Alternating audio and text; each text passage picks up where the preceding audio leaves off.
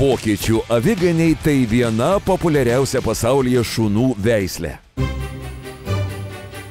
Lojalumas, ištikimybė, protingumas, sargumas, draugiškumas, socialumas, drąsa – daugybę epitetų galima priskirti vokiečių aviganiams. Ne veltui jie vadinami superveislės atstovais. Vokiečių aviganiai priskiriami ganymo šunų kategorijai. Suaugusių vokiečių aviganių šunys siekia 55–65 cm ūgį, o kalis 55–60. Dar XIX amžiaus pabaigoje vokiečių kavalerijos pareigūnas kapitonas Max von Stefan nusprendė išveisti tobulą ganymui skirtą šunį. Apkeliavęs ir ištyrinėjęs visą Vokietiją, jis atrado šių dienų vokiečių aviganių protėviais vadinamus šunis. Vėliau jis įkūrė pirmą vokiečių aviganių klubą ir 35 metus praleido tobulindamas ir garsindamas šios veislės atstovus. 20-ojo amžiaus pradžioje vokiečių aviganiai labai staigiai išpopuliarėjo visame pasaulyje, kai buvo sukurtas filmas Rin Tin Tinas. Jau anuomet jis išgarsėjo kaip geriausias avių ganytojas. Prieš 100-metį vokiečių aviganių savininkai pradėjo su savo šunimis varžytis įvairiausiose rungtyse – paklusnumo, ganymo, vikrumo.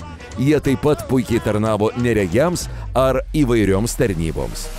Kariuomeniai, policijai, sienos apsaugai, muitiniai, gelbėtojams ir net kaniterapijoms. Vokiečių aviganis išveistas kaip universalus, puikiai dresuojamas darbininkas. Ir tai viena protingiausių šunų veislių. Vokiečių aviganiai turi dvigubą kailį. Tai viršutinis sluoksnis ir apatinis. Jų priežiūra yra nesudėtinga, tačiau apie tai daugiau papasakos mūsų ekspertai. Tai įsigijant ar turint vokiečio aviganį, tai reikia žinoti, kad jie šeriasi sezoniškai 2 kartus į metus, bet nenustebti, kad nuo plaukų ir namuose ir ant savęs matysite kiekvieną dieną. Bet kas gali padėti, tai reguliarus šukavimas, o ypač sezono šerimosi metu, ar ne, tai šiem šunim naudojami paprasti grėbliukai. Taip pat, kai šuo šeriasi, labai rekomenduojama jį išmaudyti, žinoma, naudoti kompresorių, kitaip vadinamą išpūtėją. O kas apie kosmetiką, tai labai tinka kosmetika, kuri skatina plaukų įsišėrimą ir vėl ataugimą. Taip, tai reikia žinoti tikrai šiuos dalykus ir labai smagu, kai nuo mažų dienų šuniukai yra pratinami šukuoti.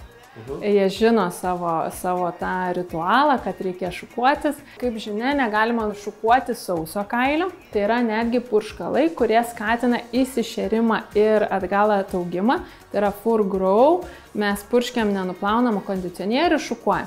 Jeigu maudom vonioje, tai naudojame pirmą žingsnį, kad išplauti odą kailį. Antras žingsnis gali būti, kadangi šuo kai šeriasi, atsiranda net ant odos ir pleiska, nurodo, kad tai yra trūksta drėgmės, galima naudoti drėkinamą kosmetiką, drėkinantį kondicionierių ir viską užbaigti su fenu. Jiems reikėtų labai atrinkti pašarą, super premium pašarą, kad būtų pakankamai vitaminų, mineralų, kad jisai būtų subalansuotas, kad būtų pakankamas baltymų kiekis. Ir atrinkus tokį pašarą reikia nepamiršti, kad reikia dozuoti jį, ar ne? Kaip parašyta ant pakuotės, taip ir šerti šunį savo ir atkreipti dėmesį, jiems labai tinka begrūdis pašaras.